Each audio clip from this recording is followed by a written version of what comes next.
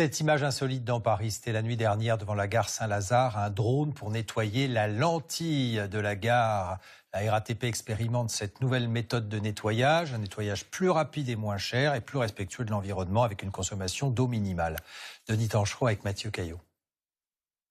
Construite en 2003 avec l'arrivée de la ligne 14, la lentille de Saint-Lazare est une structure architecturale emblématique du parvis de la gare. Une bulle de verre et d'acier difficile à nettoyer.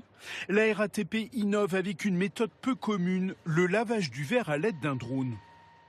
Et avec un drone comme ça, globalement, on peut monter assez haut pour pouvoir nettoyer soit des bâtiments historiques, soit des copropriétés, sur toutes les infrastructures qui sont inaccessibles en fait pour le reste. 1h30 du matin, la gare et le métro viennent de fermer leurs portes. Le drone a 8 moteurs décolle, soulevant un tuyau à haute pression. Premier passage avec une mousse nettoyante pour dissoudre la saleté qui s'accumule sur les vitres. C'est une technologie qui est pas du tout qui est sans contact, c'est-à-dire qu'on ne va pas toucher à la matière, aux matériaux.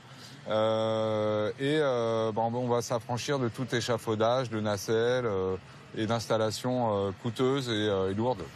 La lentille de Saint-Lazare surmonte un puits de 25 mètres de profondeur et apporte de la lumière naturelle dans les couloirs en sous-sol.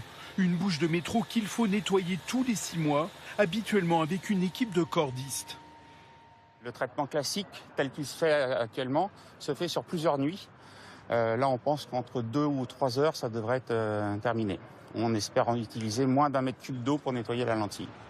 La RATP réfléchit à utiliser cette méthode légère sur d'autres bâtiments, dont certains fragiles comme les 2 stations du funiculaire de Montmartre. Un nettoyage par drone, 4 fois moins cher que le traitement classique.